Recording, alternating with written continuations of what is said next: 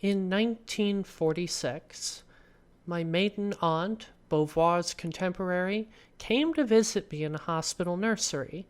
I was a day old, and she found a little tag on my bassinet that announced, "It is a girl." In the next bassinet was another newborn, whose little tag announced, "I am a boy." There we lay, innocent of a distinction between a female object and a male subject that would shape our destiny. Fucking fairy wings. Gender never really meant that much to me, till people started telling me how it was supposed to be.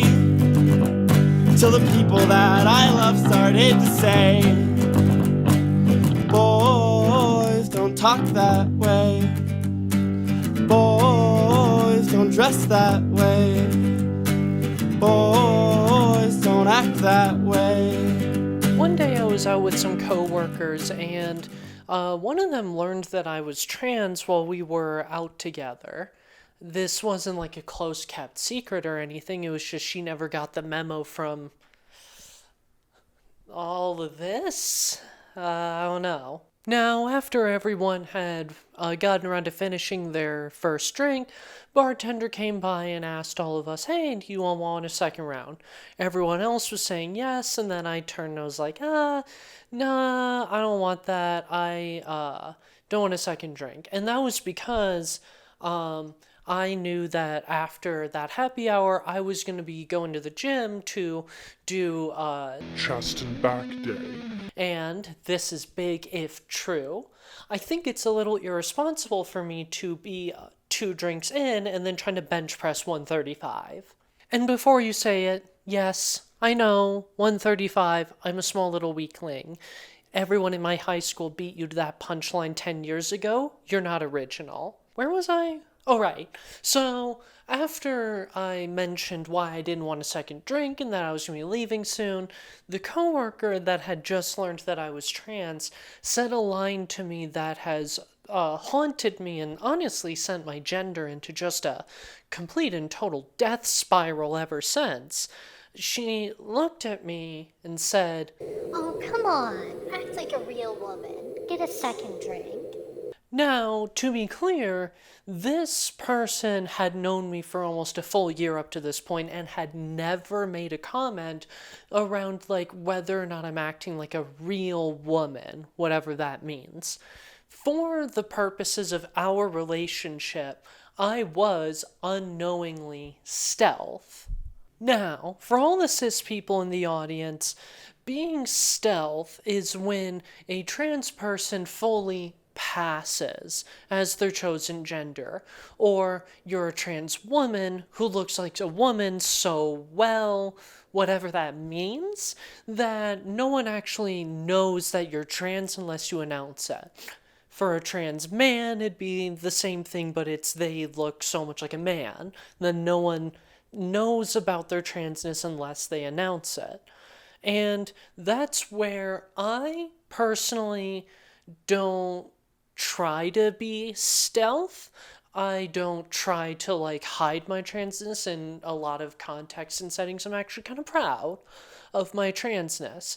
But I will say I don't go around all day wearing a sign that announces my transness any more than like my voice, my neck, my shoulders, my hips, my knees, other than all those things, I don't wear a sign all day that announces I'm trans everywhere I go. Now, passing as a challenge in transness is not the topic of this video.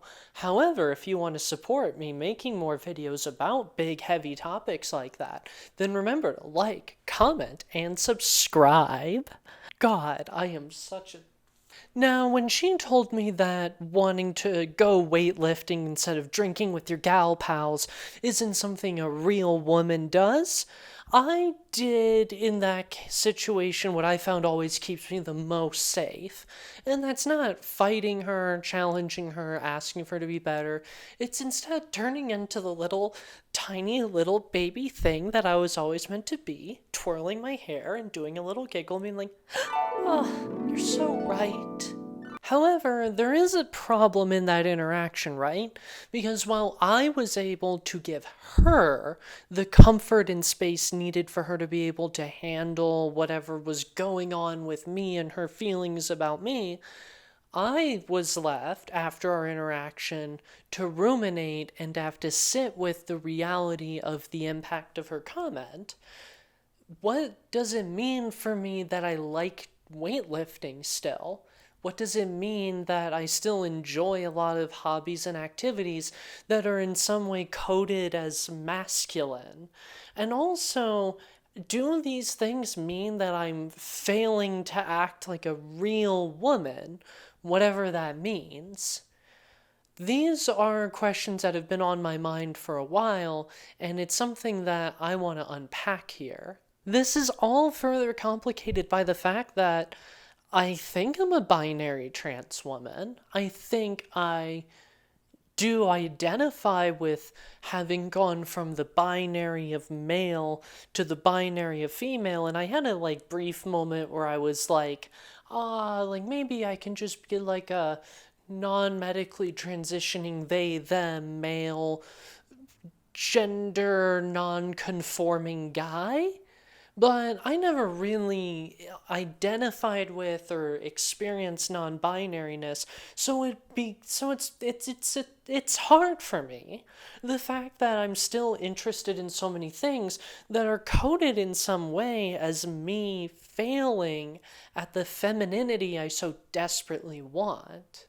That's where the worst part about her comments towards me about weightlifting and being a real woman, the worst part wasn't that it hurt me. The worst part is that it's opened up an old wound of mine that I realized never fully healed because I never went through the feelings and faced the challenges that I knew I was going to have to take on as a binary trans woman. And instead, I kind of just covered them up and glazed them over.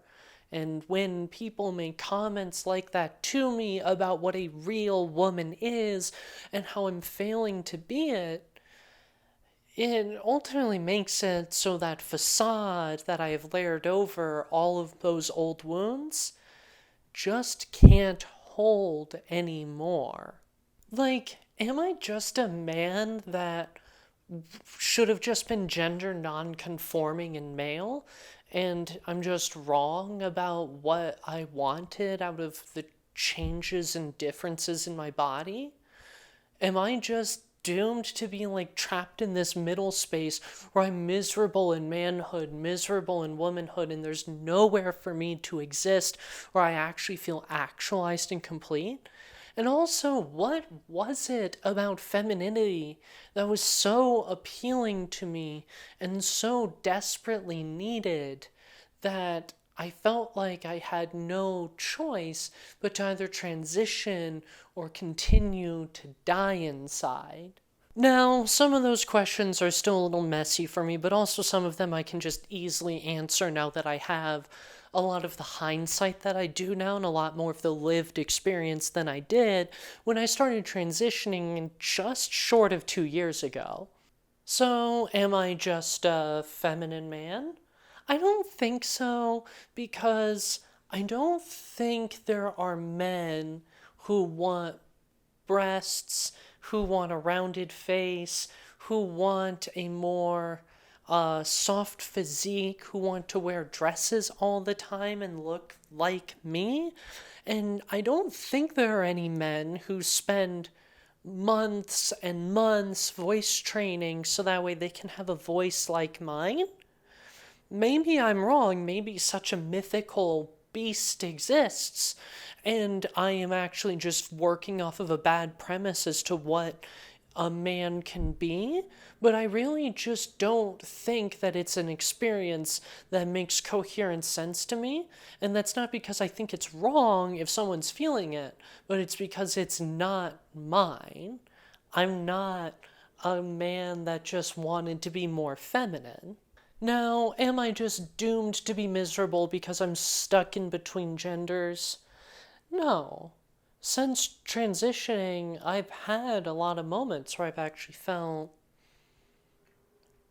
relaxed and calm, and like I can actually lay back in a chair and be cozy and comfortable and not be completely on edge all the time, like as if there's no state of being I'm allowed to have other than stressed all the time. And sometimes I'm even able to just like lean back and read a book and enjoy it just because. I don't think I'm doomed to be miserable even though I have miserable moments. I think that's just a part of being a human who isn't perfect. So there we go, the two questions that are probably the easiest to answer for me whenever I'm feeling my most dysphoric are now out of the way and clear. And that's where it's lovely that I've gotten to a point where it only takes me 5 minutes to talk myself off of the ledge of detransitioning. Which, hooray? I don't know if I deserve a prize for that or if I'm just meeting the low, low standards of existing as a trans woman at this point. But now, that final question. What was it about femininity that was so appealing to me that I felt like I had to transition, that I felt like I had no choice in order to truly be myself? I mean, this is the wound most unhealed, the scab most picked. It's the question most unanswered in my life right now. It comes up every single time that I find myself no longer existing as just capital W woman and instead as something else, as some thing that just doesn't fit in with all of the expectations of femininity, but also doesn't fit in with most or virtually any of the expectations of masculinity. And it's the question that I know I want to answer with this video.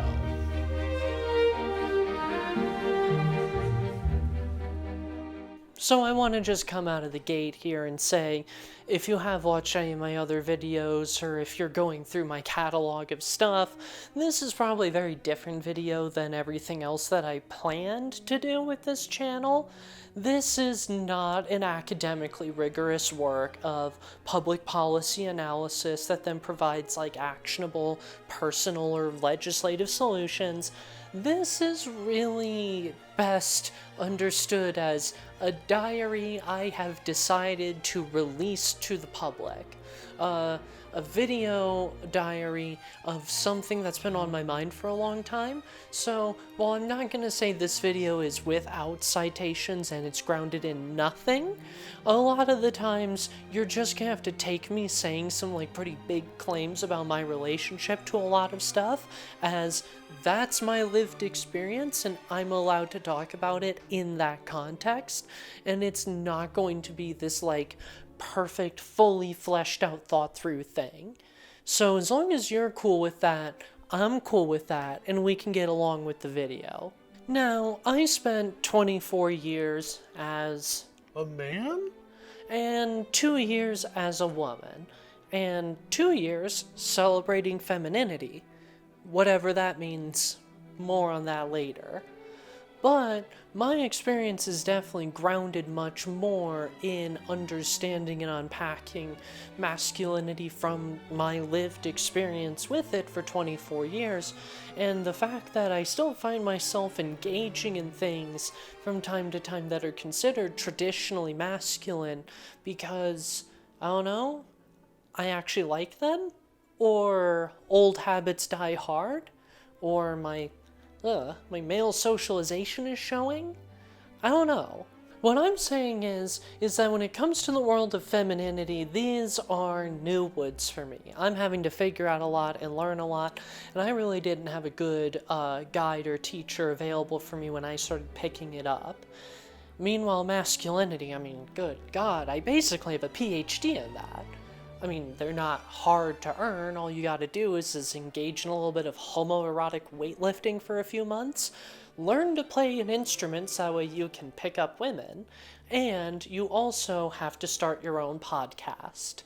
Do those 3 things, and your honorary doctorate of manhood is on your way. And I bring that up because it's kind of interesting that despite me having so much lived experience with manhood and so much lived experience with masculinity, I'm actually kind of unfamiliar with what masculinity is and how to define it. I think I've just kind of taken for granted what masculinity or femininity even are as things. And also, so has almost everyone else that I know in my life. I mean, let me tell you all a story to give you an idea of what I mean. So, let me set the stage. I have a group of very close friends who I've known for, 6, 7 years now, and the important part of that is that means they all knew me and know me very intimately, pre and during transition. They've seen every awful new haircut. They've seen every terrible outfit. They've seen every awful attempt at makeup.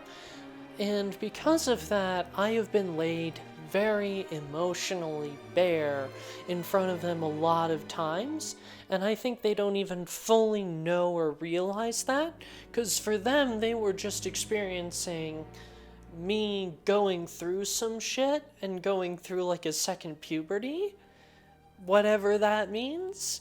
Well, for me, I felt unbelievably self-conscious and exposed all the time by the fact that they knew and know me in basically 2 entirely different lived experiences of the world. Now, I want to be clear.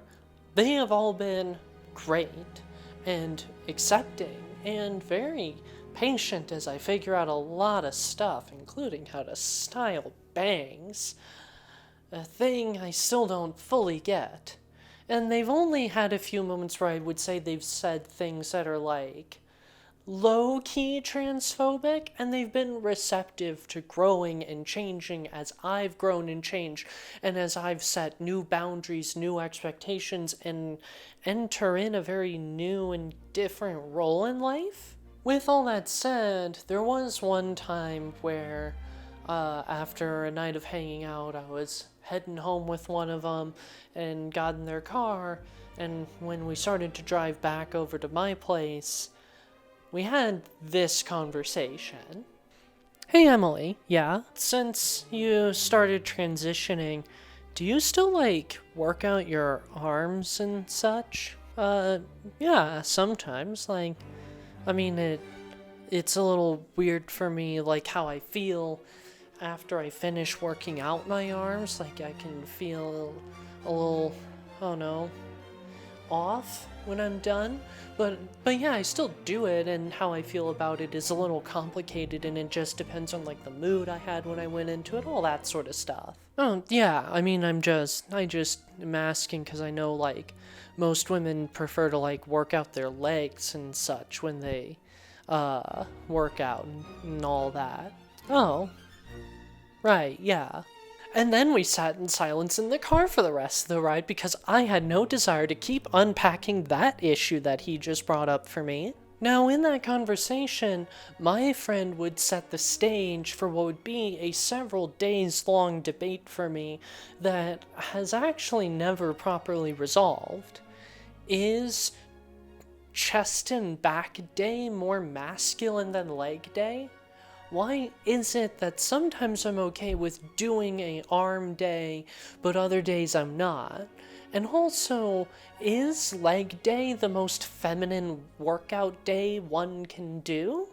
And why is it that I have such a difficult time drawing a boundary at all around this all-consuming force of masculinity, and also setting where I fit in on that boundary?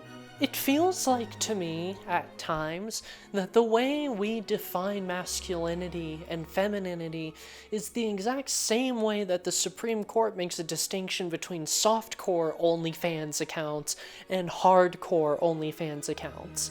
I know it when I see it. well, maybe some people who are still men can give me a better idea of like what masculinity even is these days. So let's go check out the men's rights subreddits that still exist and are laying around. Maybe they can give us some answers to our questions. So the subreddit Masculinity Rocks, which, great name. Wow, how long did you spend thinking of that one? Tells us in its third subreddit rule that masculinity is best understood as not being in a protector-provider status that has been indoctrinated for men by women, because that is an oxymoron. Which, despite being a sentence that is borderline incoherent, I think I understand the spirit of it, and I also feel like someone needs to tell them that there's actually a lot more in common with what their subreddit seems to be about, with, like, feminism than they think. Like, certainly a subreddit that has a rule that honestly sounds a little bit like pro-feminist can't be that bad. Oh no. Oh no. That's no good. Okay, so that men's rights subreddit, and I think most of them don't really give a coherent enough vision of masculinity and like what it means for us to get anything from there. So what if we try going to YouTube? Maybe there will be a video out there that can enlighten us. And I'm sure that me going into YouTube and typing in the search bar, what is masculinity, won't be an exercise in digital self-harm. Right? Now, a lot of the content that I found was borderline incoherent because, and I cannot stress this enough, there is something about white men that makes them think that every single time they have an opinion about Females. that they need to like shout it out to the world and produce a shitty, poorly thought through video about it. Now, does also the complete inability of millions of people with lifetimes of experience with masculinity, does the fact that so many of those people exist and they can't create a coherent definition of masculinity teach us that maybe this is an impossible task that will never ever ever actually lead to a coherent self-sustaining answer?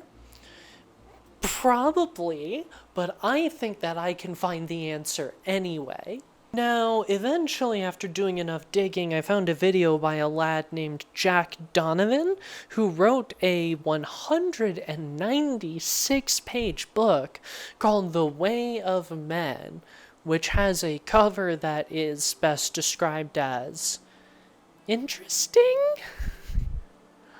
It's very bland and boring and absent of color and joy, and it seems to paint men just on the cover alone as war, I guess, is the way of men.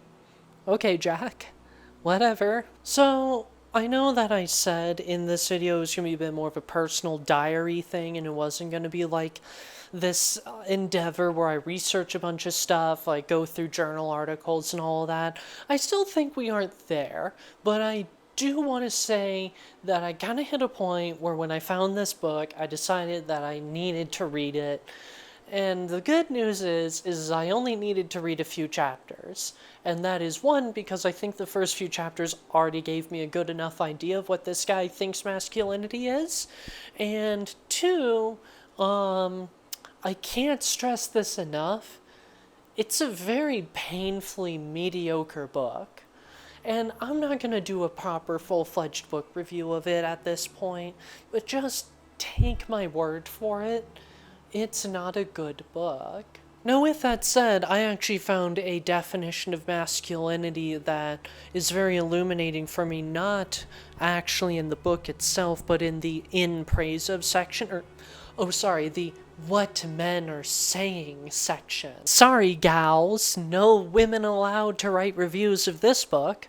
I wonder why this book wasn't able to find any women who were willing to write flattering enough comments to put it in the in praise of section.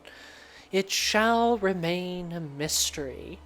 Now, Ferdinand Bartomeu, someone who I have no desire to learn the credibility or credentials of, actually, though, said something that I think has properly recalibrated for me the definition of masculinity that I can actually take with me through the end of time and through all the eras of masculinity that's come before me while I'm here and long after this video. Ferdinand says the following.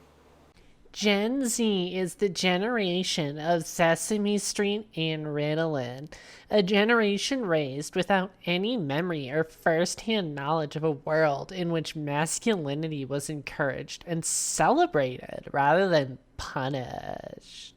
Now, Bartomeu may take an issue with the interpretation I'm going to be providing to the words that he said, but I'm going to actually take a big swing here and say that he accidentally revealed for me a complete definition of masculinity for me. And it is that masculinity is not any set of specific actions, it is not any specific set of behaviors, it is not any actual concrete definable thing that is able to have neat bounds put on it that are stationary through time and don't bend and change with the zeitgeist of the moment. Instead, masculinity, when I look at Bartomeu's words, is an aesthetic. And I came to that conclusion by digging in deep to a question that immediately came to my mind, like it was instantaneously popping into my head when I was reading this quote from Bartomeu, which is, what the fuck does Ritalin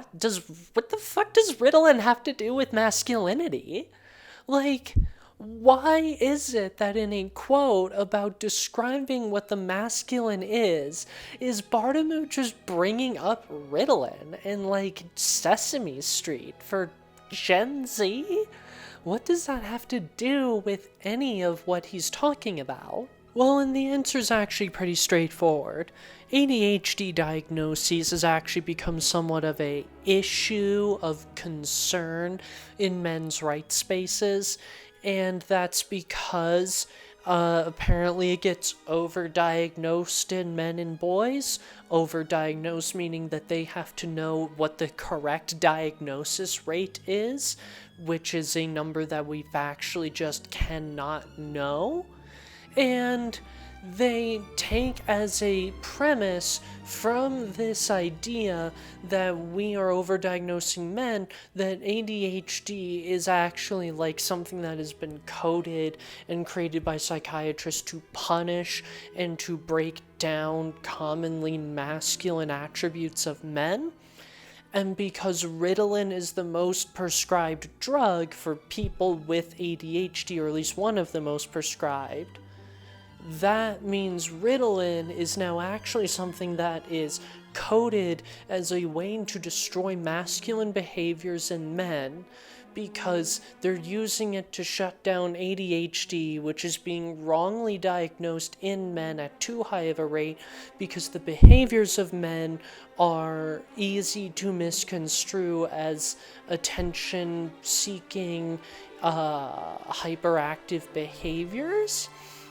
You really got to get into the weeds of a lot of weird logic and incoherent understandings of how psychiatry and diagnoses work in order to get to it's appropriate to mention Ritalin when you're describing how a generation is more or less masculine.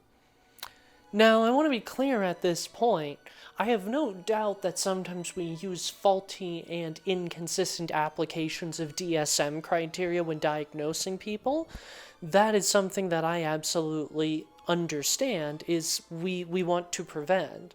But I do think that the leap of logic that has been applied of ADHD is this like intrinsically anti-male diagnosis so that Ritalin can be prescribed at larger rates to weaken masculine behaviors among children is not a coherent argument. And this is where you might think that I'm making a lot of this up, and I now feel like I have to actually walk you through some of the insane men's rights activism that I have now had to go through myself. So, like, I found a video that was about, like, a lot of the challenges of how we're way over medicating boys, and just to be clear, the video is explicitly about the overprescription of Ritalin to boys. It is not about girls, it's not about children. It specifically is worrying itself about boys being over-medicated for ADHD-like behaviors, and the comment section included comments like this, which were an absolute cesspool. This was just one of the comments that I found. It gets worse in there. And there is a whole treasure trove of videos by men's rights activists talking about ADHD as like this massive conspiracy. And maybe to show you how mainstream this whole chain of reasoning has become, let's go from maybe what you all would think is like a little bit of a niche, cherry-picked individual in the men's rights space, and let's talk about the one, the only, Jordan Bjerg Peterson. So, Jordan Peterson effectively makes a dichotomy between boys and girls, and that boys have behaviors that are playful, creative, active, and that these behaviors are just intrinsic to boyhood and that they are supposed to be these things, and that because they're so playful and energetic and creative and active, that actually the solution that has been created for all of these way too boy-like boys is to just relabel all of those behaviors as ADHD and prescribing them Ritalin so that way they stop doing those behaviors. Explicitly creating this framework that we are prescribing Ritalin to boys because it converts them into having the same behaviors as girls. He doesn't say it explicitly, but it really does lay this groundwork of we are trying to feminize boys vis-a-vis ADHD diagnoses. Now, this by proxy makes it so ADHD as a diagnosis and Ritalin as a drug, if you are to take this framework at face value, which, spoiler alert, you shouldn't, it means that ADHD and therefore Ritalin is not something that we use actually to treat ADHD. We use Ritalin to treat masculinity. That is the logical conclusion of that argument if you're to say that this disparity in diagnoses of ADHD is because we, as in psychiatrists, have actively decided to reconfigure the definition of attention deficit hyperactivity to be about boy behavior, not about behavior in general that sometimes boys have and sometimes girls have. Now, beyond my problems with the reasoning and the logic here that he has around, like, us redefining ADHD vis-a-vis diagnosis criteria and interpretation of the DSM-5 to target boys and masculinity, I also kind of want to ask Peterson, why is it, do you think, that there are different behaviors between boys and girls? And why is it that you continue to create this implication in your dichotomy that it is a product of biology rather than social conditioning? And I ask that because go through the many different recorded eras of history of masculine behaviors and feminine behaviors, and you'll find that they are not fixed in place and always going together in lockstep. What is a hobby, a dressing, a mannerism, a behavior that is masculine as opposed to feminine has always been a product of the times you live in, and has always been a product of the social conditioning you're exposed to. So, Jordan, why is it that you assume that there's just an intrinsic set of differences between boys and girls, rather than maybe we've socially conditioned certain behaviors out of these two classes, and that actually we can, just socially condition a more equitable outcome for both groups? And now, beyond my two major problems with this whole line of argument, I think I also just need to say the obvious, intrinsic thing here that removes all of the, rigmarole of us talking around the most obvious problem with this argument. Ritalin doesn't remove masculinity. It does not intrinsically remove your maleness, whatever maleness is. And if it ever was found out that Ritalin is able to remove your maleness and make it so you just intrinsically act in a way that is now the antithesis of masculine, i.e. feminine, you better believe that I would have way more of an amphetamine habit right now. And this whole breakdown of ADHD and Ritalin suddenly becoming coded as in some way about men's rights is exactly why it is that now in a book about how men are supposed to be, in the what men are saying about it section, there's just unnecessary and completely unprompted jabs at medication that is actually important for some people to be able to operate and function in their day-to-day lives, masculine or feminine. It's intrinsically harmful to men that if you want help for an intrinsic condition of ADHD that is happening despite your best efforts, and that you have no control over, and that we have now stigmatized these types of supports and that diagnosis and the medications commonly given for it as feminine or as woman-like, because we needed to create something that promotes an aesthetic of masculinity. And that's really the crux of the issue, right? Masculinity is an aesthetic. Masculinity is not any single thing. It's no fixed point. It is no actual locked up, clearly defined bound. Masculinity is an aesthetic.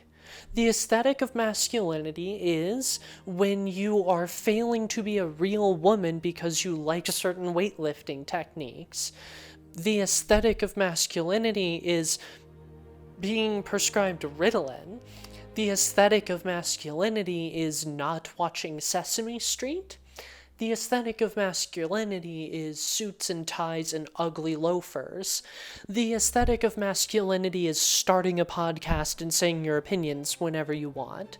The aesthetic of masculinity is making a men's rights subreddit that actually ostensibly argues for the strong independence of men and paints a dichotomy of men as people of value and with wealth and with power, and women as intrinsically a second-class group who is trying to indoctrinate men into believing that they are protector providers when in reality they are supposed to be independent.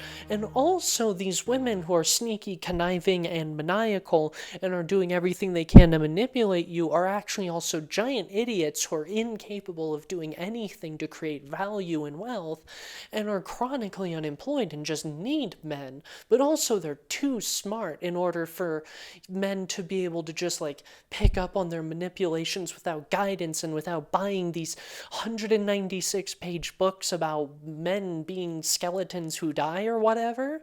And it also requires you not allowing women to discuss their opinions about your book. Masculinity is an aesthetic. It can't be coherent, it can't have clear bounds, it can't be stationary in time. And that's where, when we begin to allow aesthetic control all of what is going on with masculinity and therefore also femininity, we are creating an idea that we must have a dichotomy, that we must have two distinct groups who cannot cross and cannot overlap.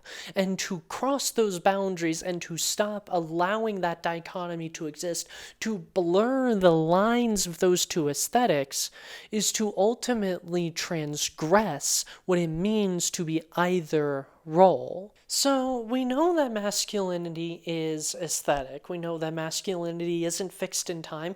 And I know deep in my heart that there's actually something kind of fascistic about trying to say that there are sets of behaviors men must do, sets of behaviors women must do, because those aesthetics must be separate. Those aesthetics cannot cross each other. I know that I am supposed to, if I am to be truly a free and liberated woman who does whatever she wants and is truly unshackled by the bounds of fascism, that I'm supposed to recognize that empty social construction and that masculinity is a product of its times and a zeitgeist that can never be achieved, and I'm supposed to then become free. So then, why do I care so much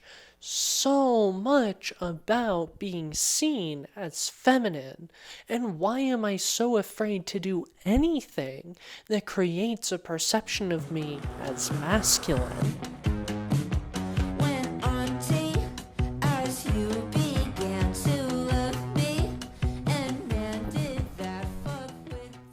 I feel like I was really good at masculinity growing up. I did football, or at least tried to. I did weightlifting. I played video games. I was really good at debate. And those were all things that were just a part of what you're, supposed to be good at when you're growing up as a boy. You're supposed to be tough. You're supposed to like cars, guns, violence, and dogs. You're supposed to hate cats. You're supposed to want to be tackled. You're supposed to be a lot of things when the label of boy, the label of masculine, is being applied to you. And if I'm being really honest, I took on all of those labels for myself growing up.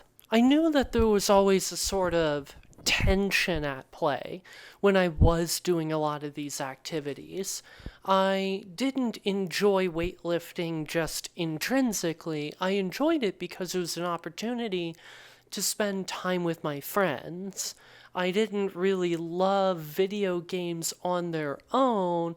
I loved them because they were a way for me to spend time with friends once we were all done with homework.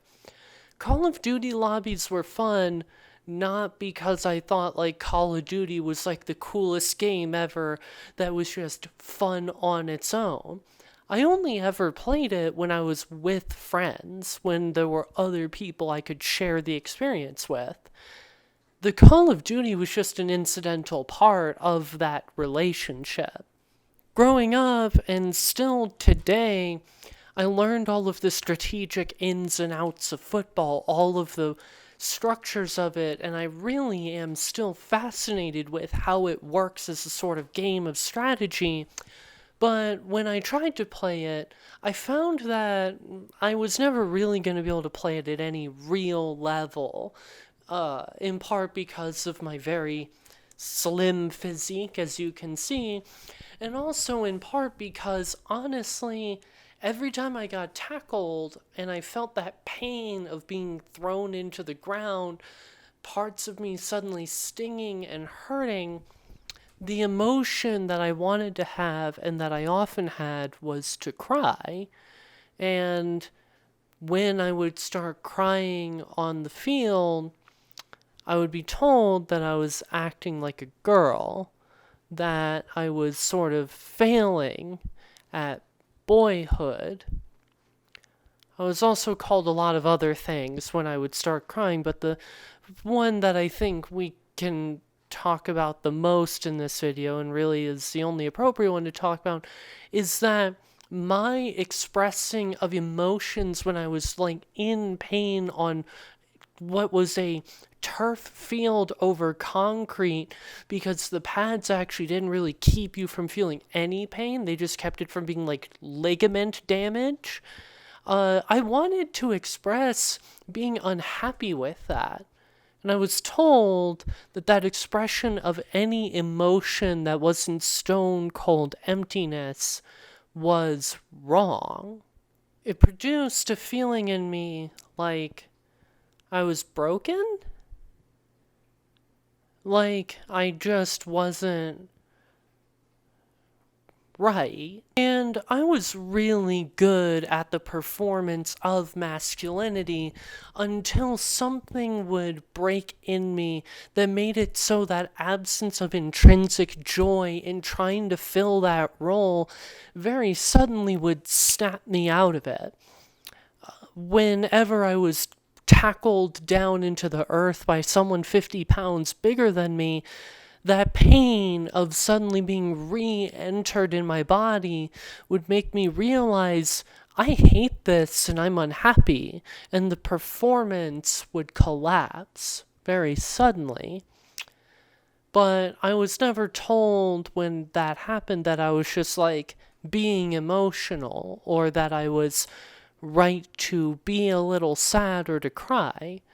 I was told that I was acting like a girl. A turn of phrase that was used for me a lot growing up, and I know now that acting like a girl was never a neutral phrase. It was always one of derision, of implying that I was lesser, of acting like I was in some way transgressing a role in society that I was supposed to be, and that I was wrong for doing it. I feel like I was really good at masculinity growing up. I was into video games, I did weightlifting, I got into football, I loved doing, I was really good at debate and really good at public speaking. I was really good at all of these things that you were supposed to do if you were masculine. The football, less so on the physical side, but I still got it. I understood it.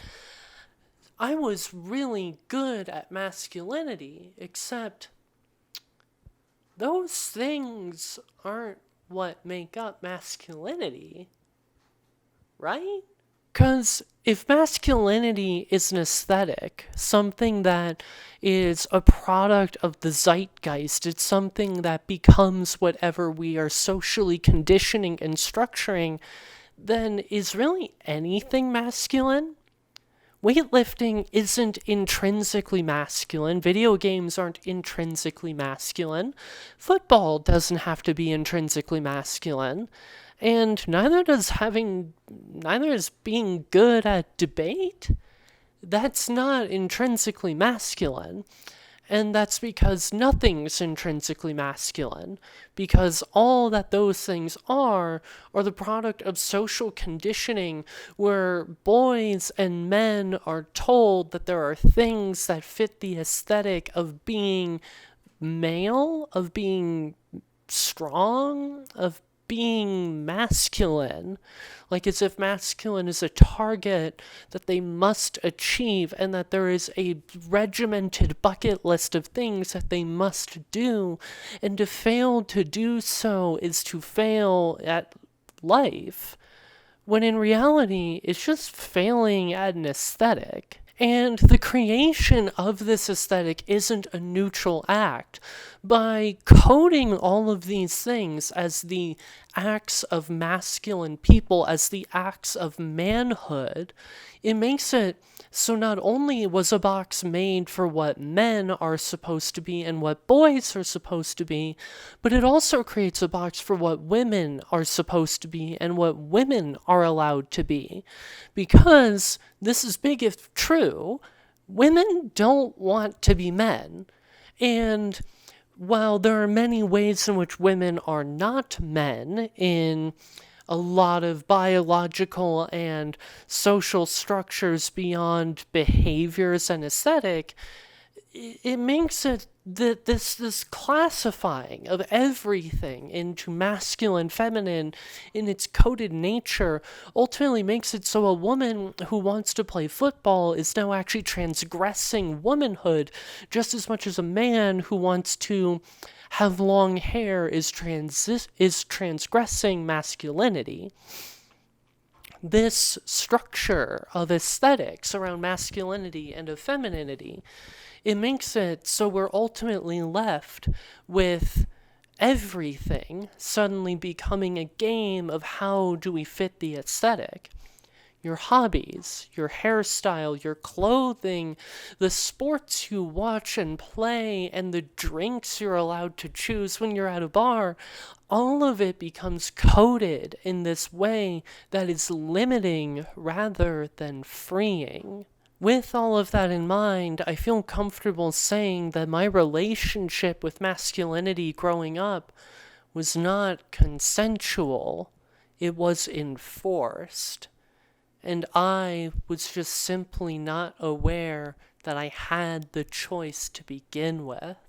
I remember one day in high school, while I was still being seen, presented, and shown as male, one day I was in the kitchen cooking food, and it was something where I was trying to really learn the foundations of good cooking. I wanted to make delicious food. And my dad came in, and he saw me making food or whatever, and he then said, "You know, son, you're going to make a great wife one day." And then he started laughing at his own joke. And I think about that day a lot for two reasons. The first is I am so fucking mad that he turned out to be right in hindsight. But I want to be clear, he didn't know that at the time, and neither did I. So it was not a fair joke. But the second reason that I think about it a lot is because that joke is not just in poor taste due to its low-grade misogyny about what women are supposed to be, but it also perfectly encapsulates the abusive nature of this box that we have all allowed ourselves to be put into to create this aesthetic. I mean, I was punished socially and ostracized from manhood for wanting to make a sauce more sophisticated than American cheese melted in a pot with some salt and pepper, because I wanted to cook something just a little bit more. I was abused by the systems that enforce the aesthetic of the masculine versus the feminine. Masculinity told me that I was not allowed to want to cry when I'm tackled. It told me that I'm not allowed to do too much leg day. Masculinity told me I'm not supposed to like hard seltzers. Masculinity told me that I'm supposed to want a dog and not a cat. So naturally, the solution was femininity, right? Oh, god damn it. Oh my god. Okay, life advice for all of you. Hold on. Life advice for all of you. If your mom thinks that a really cool gift to buy for you is a bottle opener that is more complicated than anything that's just a little flip-top thing, tell her to fuck off and to just get you a normal bottle opener, because that thing is impossible to use.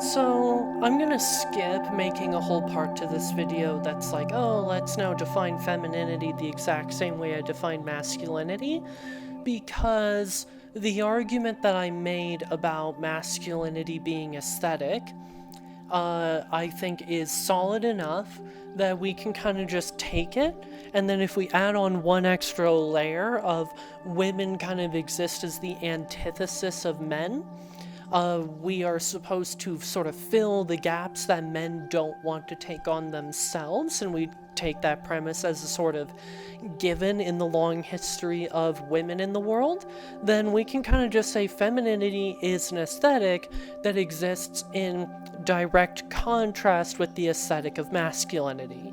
So if football is masculine, not playing football is feminine. If having your hair short is masculine, having your hair long is feminine, etc., etc. And I'm sure that we can find a few exceptions here and there where it gets a little more gray area, but can you not ruin me crudely trying to generalize a very complicated thing that you probably have a very personal relationship to, and just let me talk about myself for a second? Thank you. So a part of the definition that I do want to clarify here is that being a part of the a masculine at birth, assigned masculine at birth group, AMAB, or assigned feminine at birth, AFAB, and then choosing to act outside of the bounds set for either of those roles, that isn't a neutral act, right? It isn't like, oh, you're assigned male at birth, but you want long hair and you want to wear makeup. That's like just a neutral act. I do want to add on to the definition of the aesthetic that it also includes a sort of transgression that you're committing when you're in incongruence with the gender you were assigned at birth. So that's an important part of this aesthetic, is it's enforced right now, predominantly via the sort of, you are wrong, you're bad, you are breaking the rules that you're supposed to follow, and that is a problem to fix.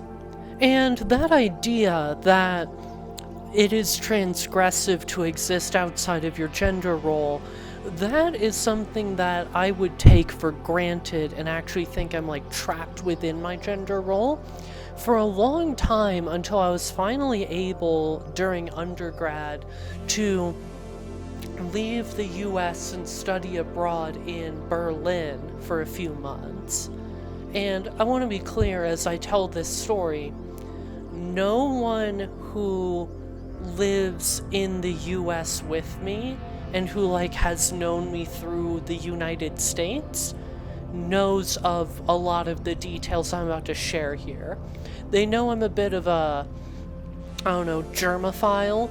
They know that I very much love Germany and its culture and its people, and I loved Berlin. And I've always been a little wishy-washy as to like why in explicit detail. So this is going to be like a very vulnerable moment for me, and I need y'all to just roll with me that this story might get a little incoherent as I go, because while I do have a script as always, this is a section where I think how I'm feeling sharing the story needs to be allowed to come through as I go. So my time in Berlin was the first time I found myself finally existing outside of all of the context of the life I had known up to that point. Because even leaving for undergrad, I didn't go that far from home, and I was still in a culture and a world that was very similar to what I had growing up in my medium-sized, ultra-conservative hometown. And when I left for Berlin, I was leaving behind a lot of that baggage, but I didn't know I was. And while I was there, that would be the second time I met another trans person. But I actually was like emotionally ready to like grapple with what they were sharing with me. I also met a lot of gender non-conforming people. I met a lot of people with a very, very different experience of what a life well lived and what a fulfilled life looks like. I also met some freaks who were cis-het and in straight relationships. Some of those weirdos were out there in Berlin too, but I was being exposed to a lot of, I'm gonna say, especially on the gender side of things, queer culture while I was there. And out in Berlin, that was the first time I cross-dressed, and at the time it would cross-dressing as a woman. It was the first time I felt like I could grow my hair long and I wouldn't be made fun of it when I went to the barber, the stylist, and they would make a show about how long I let my hair grow. It was the first time I actually tried going out to clubs, like fully trying to express and exhibit full womanhood. It was the first time I actually felt like I got to define my gender for myself. Was in those moments of breaking out of the shackles of masculinity and contrasting it with an overcompensation into the feminine. And I loved that. I loved my time in Berlin. And when inevitably my study abroad was up and I had to go back to the US, back to my university, and like basically first thing after my flight landed would be back to my hometown, I knew I had to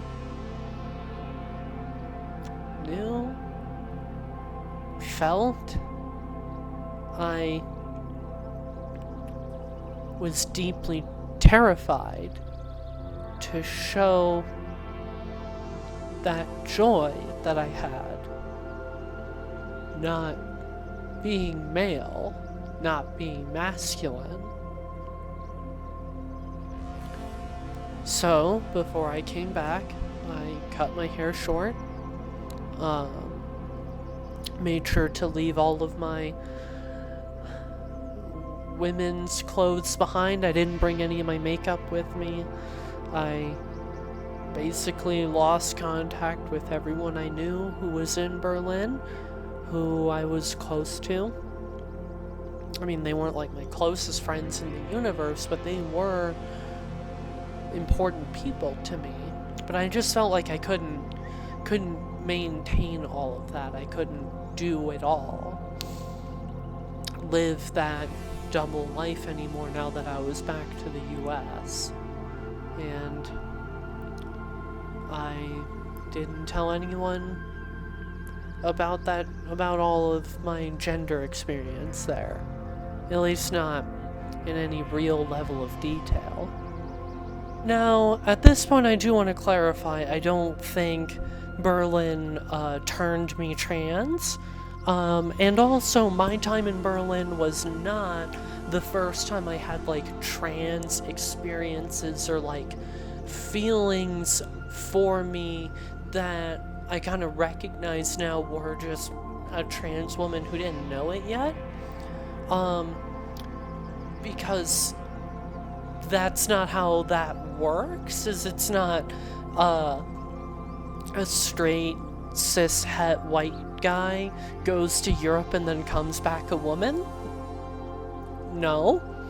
What I will say is Berlin was the first time I got to actually experience femininity, and it felt like I wasn't transgressing social barriers while I did it. I didn't feel so much pressure around it, and also it was a time when I was able to realize that I love femininity intrinsically. Whatever that is.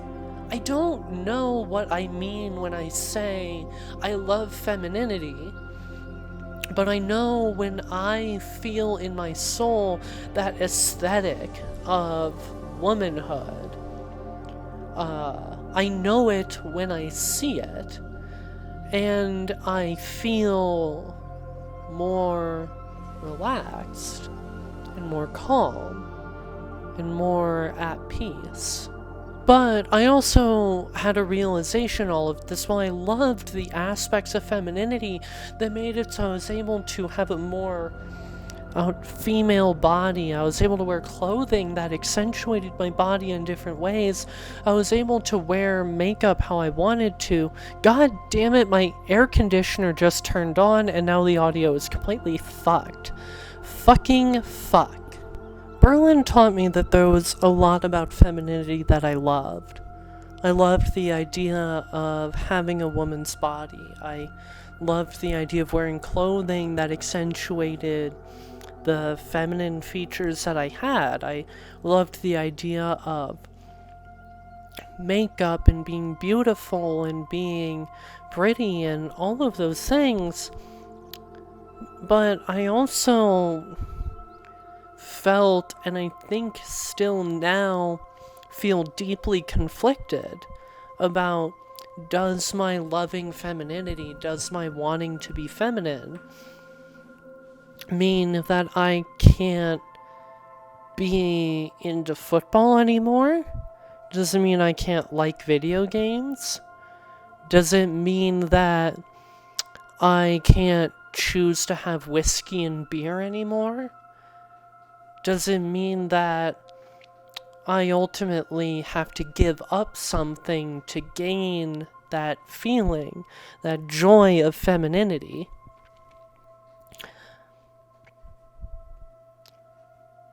And I don't know. At least not right now. What I do know is that when I decide to have whiskey or beer, or when I want to do weightlifting, I'm told in so many different ways that actually I'm failing to be a real woman, and that I'm transgressing, that I'm now breaking gender roles when I do those things. It used to be that having whiskey and strong opinions on it for me was classy. Now it's mannish, and it's transgressive. I have spent 2 years now living full-time as a woman, and I wouldn't trade any of the changes that I've had with that experience for the world. I wouldn't change a thing, and I'm certainly not going to go back. Siddhartha has left the palace. I have left Plato's cave. There is no world where I can go back anymore. I now know what it feels like to be more free. But I do worry right now that I've replaced one gender binary that I barely identify with another gender binary that I mostly identify with, but it's not everything that I want. It's not complete. It's not true freedom. The question for me at this point is how do I reconcile the fact that I want to be seen as a woman, be understood as feminine, and be fully and completely treated as a woman in the world, while still being able to maintain the freedom that I want from the expectations of gender that I don't like, whatever they are. How do I make it so that way I can live fully and completely as a feminine woman without being trapped by the box of feminine?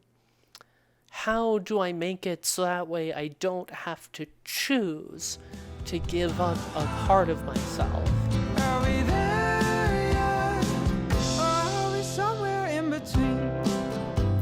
I watched Jesse Earle's 2024 short film Identities basically as soon as it came out on Nebula.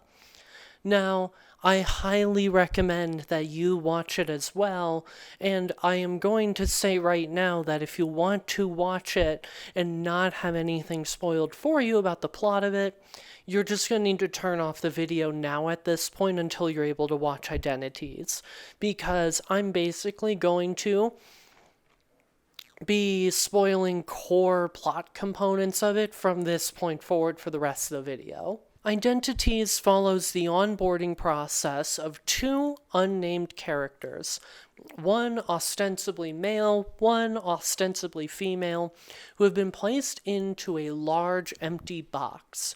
They have no knowledge of their past lives, no knowledge of themselves. All that they know is that one of them is female and the other is male, and that they can't touch each other or hold each other, physically interact in any way, but they can talk to each other. And they learn while they're in this space that they actually do have some details about themselves that they can recall, learned, taught themselves. One of them being like that they love VHS tapes for the analog feel. And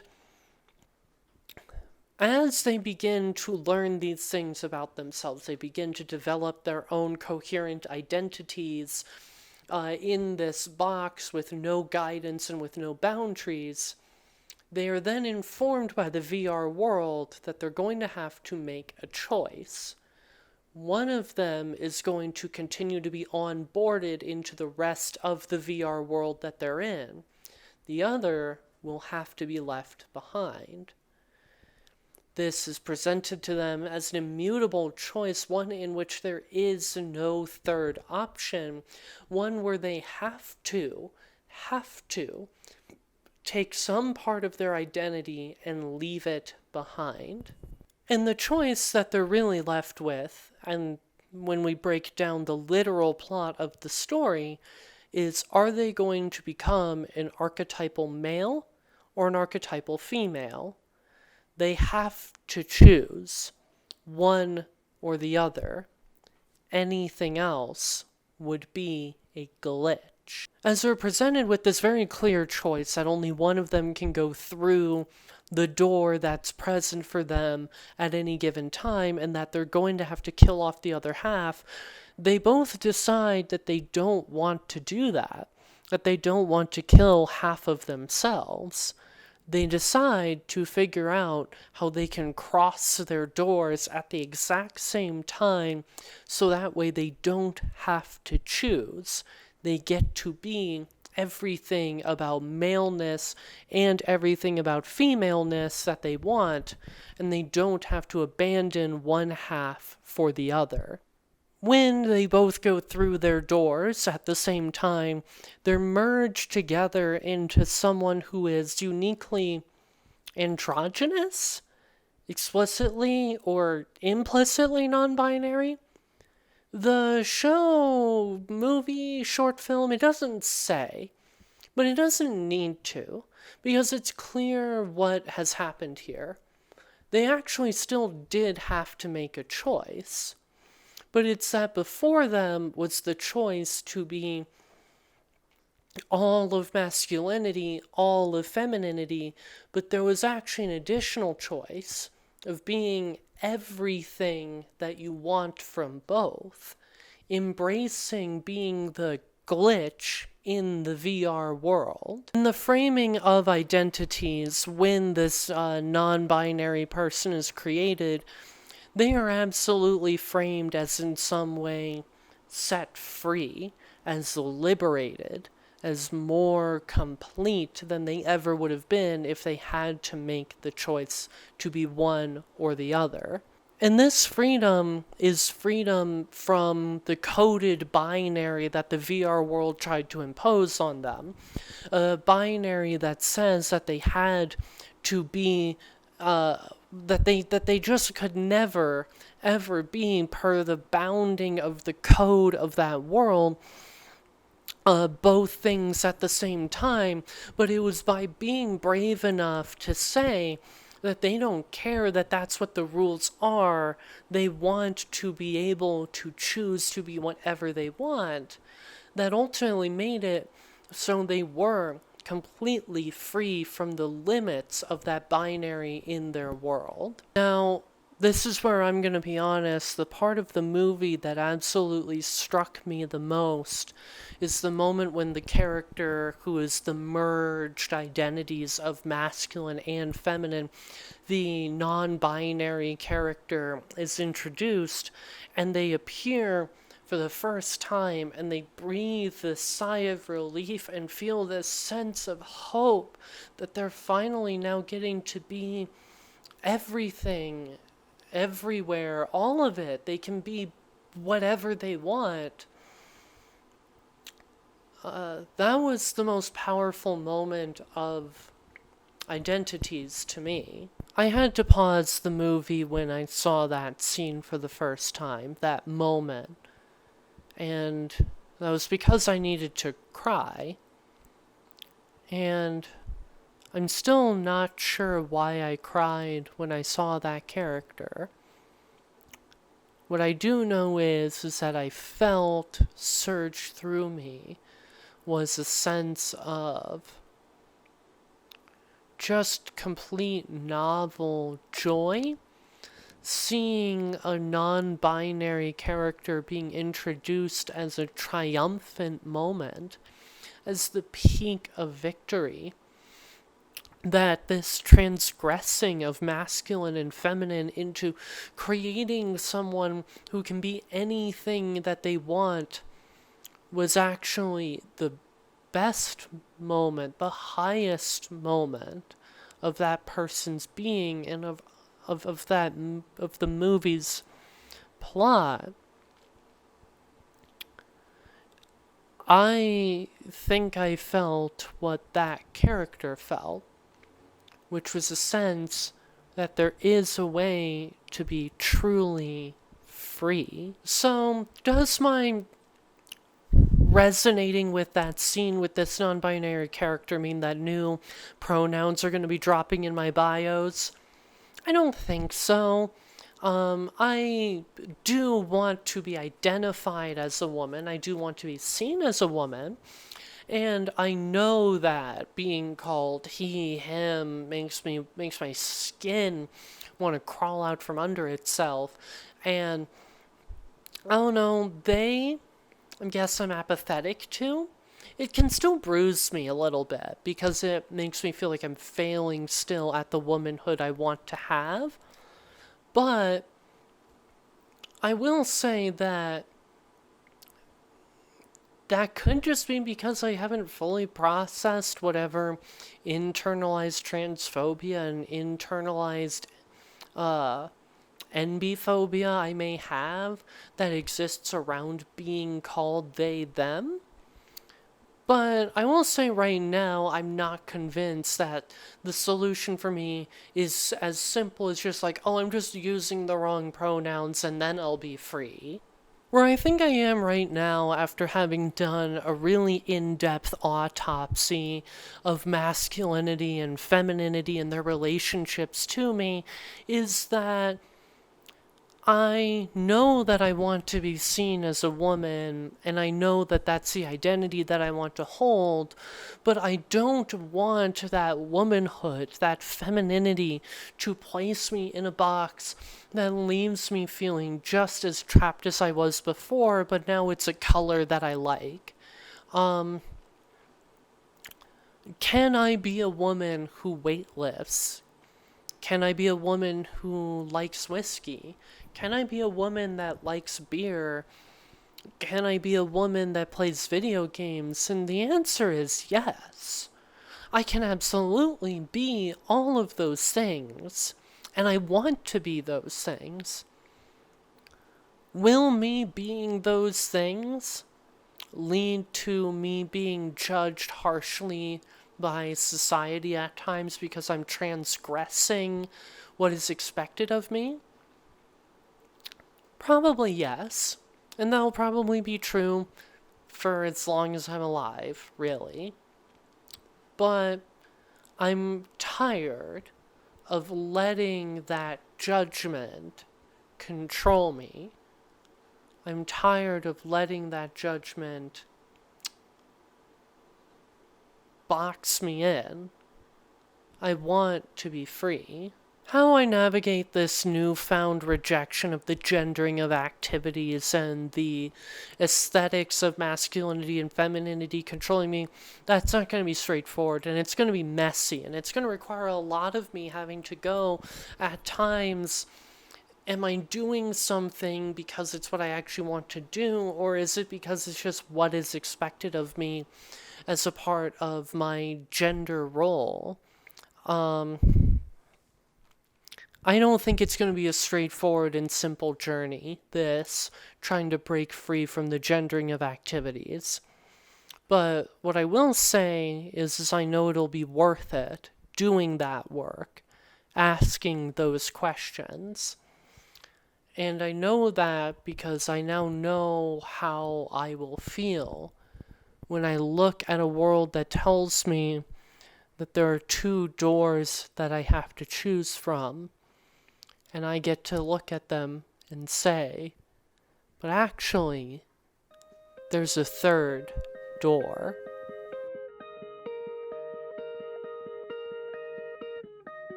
I think I'll always remember